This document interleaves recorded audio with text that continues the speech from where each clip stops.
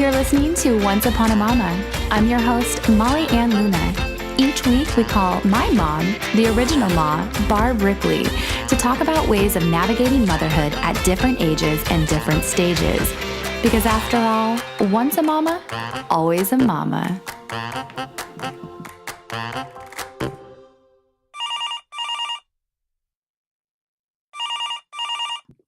Hey, Mom. Hi, Molly. What city are you in today? I am in Harlingen, Texas. That's where Grandma lived. Yeah, I know. It was super sad. Our FO, he went to, there's like a academy here for wayward children, I guess. He finally, but we drove through it. It's right across from the airport. So there's cadets marching out there and everything. So we took a little detour on the way to the hotel to that. So he said, yeah, I went to school here for 2 years, but he won't tell us the whole story, but we fly with him tomorrow too. So I'm like, we're going to get the story out of you. Oh, yeah, that's got to be strange to be down there in the city where Grandma lived and she's not with us anymore. Yeah. That your first officer was able to show you around a bit. And Yeah. He's really nice. And we have him tomorrow, which is really unusual. It's rainy here in Chile, but we're going to go, my friend and I are going to go get our nails done here in a little bit. So Doesn't matter where you're at, just make the best of a beautiful room. Quite lovely. I'm excited about that. Well, I spent the morning putting some love and energy into the Mindful Mamas Facebook community group and doing some edits for some new cool videos that are coming out. And then I hopped home to get on this call with you, and just really quickly got the best hug from Ahana right before her nap. Aww. And you know what? It got me thinking, like, stepping into this new role as mama and also as an entrepreneur. Like, I've been an entrepreneur for years, but I'm like actually legit taking myself super serious now and putting like some serious plans of action into motion to grow and build this amazing community of mommies that we have. And it just got me thinking about anytime like you're stepping out into something new that you've not done before, whether it be a new career or motherhood, like it can be so scary. Yeah. Very daunting. I mean, it brings me a little bit anxiety when I start new things. And then after you've done it for a little while, you're like, oh, why was I freaking out about that? It was like old news. So that's kind of how I felt when I just laid her down for her nap. Like this time last year, I had so much guilt about wanting to step out and do a little computer work for my business or to take a client call and to be away from her. And now, a year later, we've been into this routine of balancing business and baby. And of course, I still miss her, but it makes those hugs and like that moment before laying her down for a nap like that much sweeter. Oh, are you sure she wasn't just hanging on for dear life because she didn't want to lay down? No, she's ready. She's hilarious because she's so much like last night, her bedtime's not until 7:30 at night, but it was 6:12 and she's pointing in her room. She's like, oh, this kid asks to go to bed. Oh. But I guess I just wanted to share and shine some light for any mommies out there or future mommies to be who are thinking about stepping into motherhood and just wanted to like have a real honest conversation. Like, motherhood's awesome and amazing, but I'm not going to lie. Like 3 weeks before giving birth to Ahana, I had a little micro meltdown within myself. You remember that movie? What's it called? With all the feelings and emotions, Inside Out? Yeah. Is that what it's called? Yeah. Yeah, I totally felt like Molly Island was like 3 weeks before giving birth to Ahana, I was just in tears. Like, I don't know who I'm going to be after she comes into this world. Oh, you know what my fear was? I was like, what if she doesn't like me?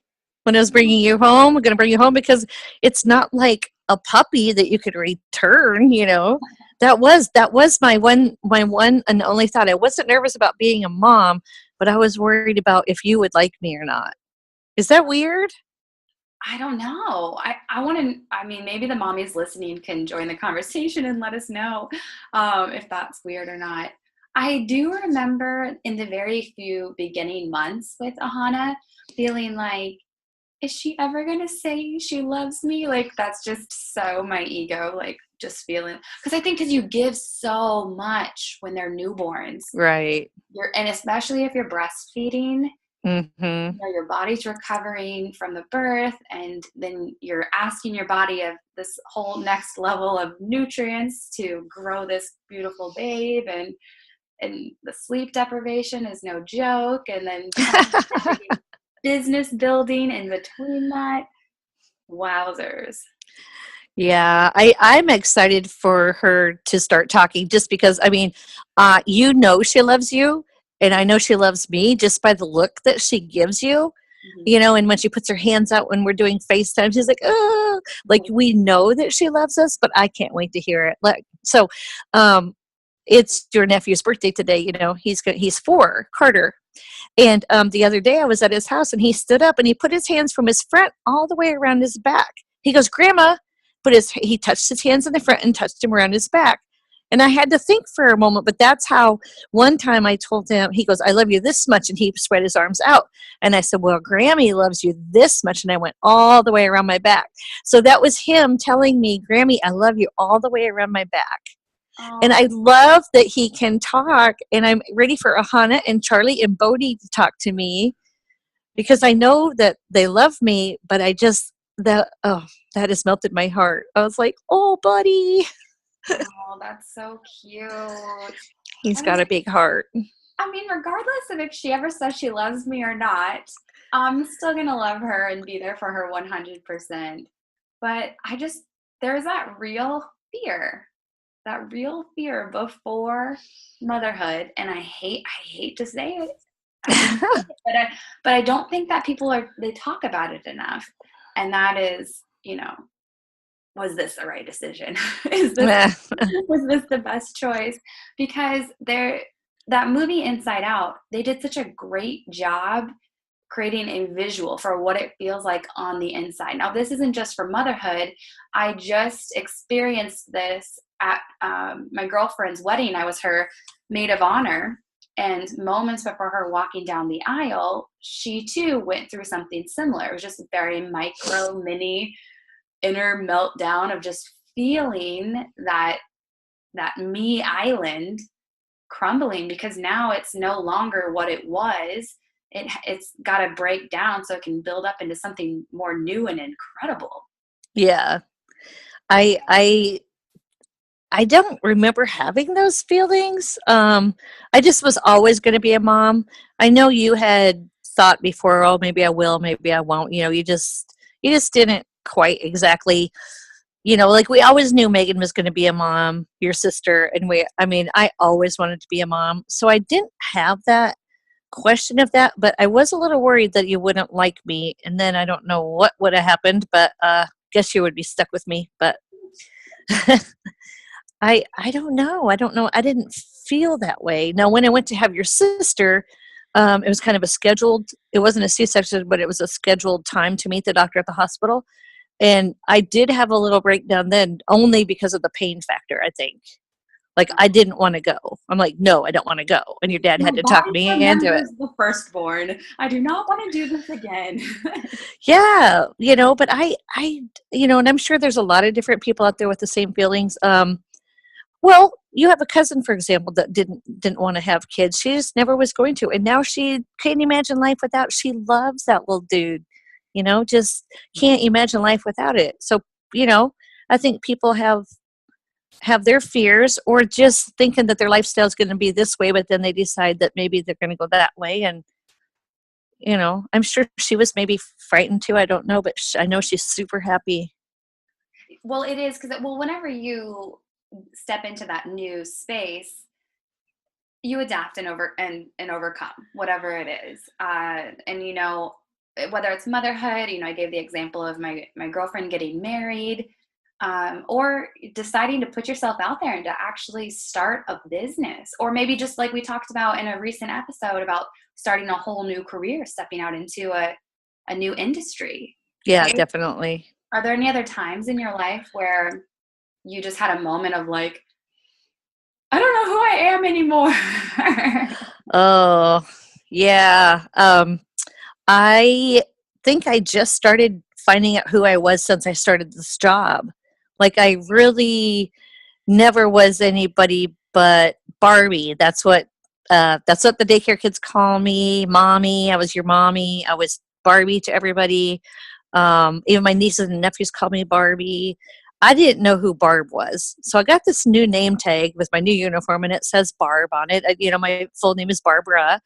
That's too much for me, so I go with Barb. But if anybody ever calls me Barbie, other people think that sounds funny, but to me, that's just like all I knew for the past, you know, 30 whatever years. Um, so I'm trying to figure out who Barb is really right now. So coming out from being a mom, from being a babysitter, a caretaker, a provider, now it's like, wow, you can do anything you want to do. I do have a lot of freedom. I love my husband dearly, but the other day, for instance, he and I kind of drug him, but we hopped on a flight last minute, right, flew out to Vegas. Both of us on our drive down to Kansas City to the airport were like thinking in our heads separately, this is dumb. Why are we doing this? But not saying it to the other one, but jumped on that plane and had a great visit, had great conversation, had a great time with your sister. But it was scary to not just sit there and do the right thing, which I don't know if there is a right thing to do, but should we have just stayed home and watched it snow? I don't know. You know, No, no, no. no. That's what this Uh, LA girl has to say. Adventure is out there. Yeah, I looked at flights to Burbank too. I was like, well, we could go from Vegas over to Burbank. There wasn't anything, but Oh, that would have been um, just finding out like, hey, we have all these resources. Like literally, we had so many resources. Why are we sitting in Iowa being miserable watching it blizzard when all we have to do is throw some stuff in a bag, get the dogs taken care of, and go on this new adventure? But sometimes something holds us back, you know? that comfort zone is so sneaky.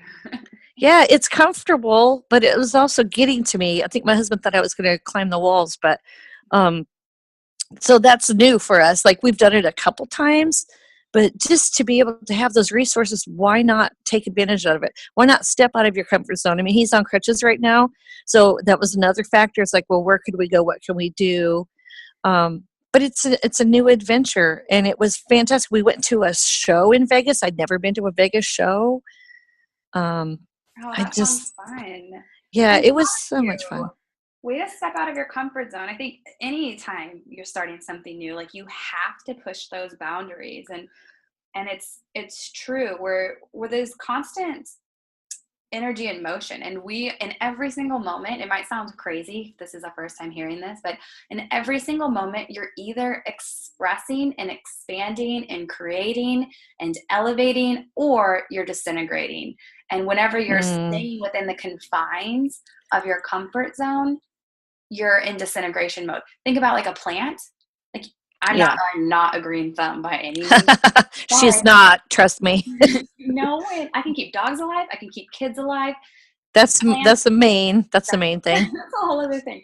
If it has a heartbeat, we're good, but plants, forget it. But for this example, if you have a plant in a pot, it can only grow as big as that pot will allow. At some point, you Right. have to take it out of its pot, out of its comfort zone, out of its boundaries, and put it into something new.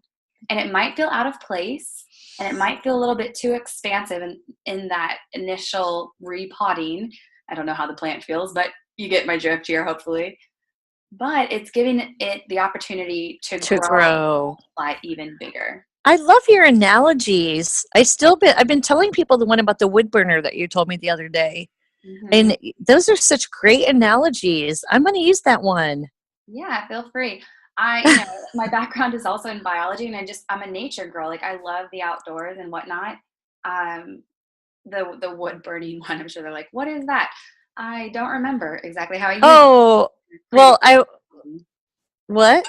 I said, did we talk about it in a previous episode?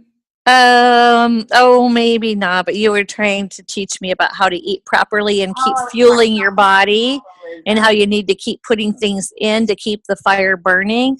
Where, and it's such a great analogy and I'm using it every day. Like, oh yeah, Molly said I have to eat and keep my, metabolism going. And Keep your fire um, burning hot. yeah, hot, hot.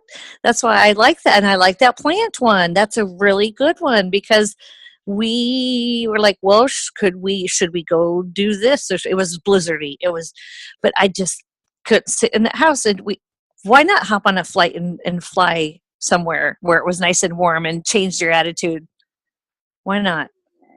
That's yeah. So for the mommies listening out there, whether it's stepping out of your comfort zone with your lover and taking a spontaneous trip somewhere, or stepping into motherhood, or finally giving yourself permission to start that new career or start that new business, know that it's going to be uncomfortable, but it will so be worth it. And my personal advice for anyone that's going through a big change and is feeling a little bit lost, alone, or afraid would be to come find some support inside of our Mindful Mamas community. Do you have anything to add? Any advice for the mommies listening? No, I wish that I'd had something like this when you guys were little. I felt so alone so many times. I wasn't venturing out at all. I only had the one car and two little babies at home, but I felt so alone. So the fact that you have all of these opportunities for these women to reach out and have girlfriends and people that can share what they're going through with them, give them hints and tips and support them, I think that's amazing. And I'm so proud of you for developing all of these plans. Yeah, and these mommies are incredible. So come connect with these mommies from all over the world who understand how scary and lonely and crazy navigating outside of your comfort zone can be. Just head over to mindfulmamastv.com. Thanks, Mom. See you later, babe. Love you. Bye. Love you too. Bye bye. Thanks for listening to today's episode of Once Upon a Mama. Be sure to head to mindfulmamastv.com to join the conversation. Also, if you're a mama or a future mama-to-be, be sure to join the Mindful Mamas community on Facebook. This love-centered community of driven mamas from all over the world are ready to love, guide, and support you as you create a happier, healthier, wealthier life for you and your little ones.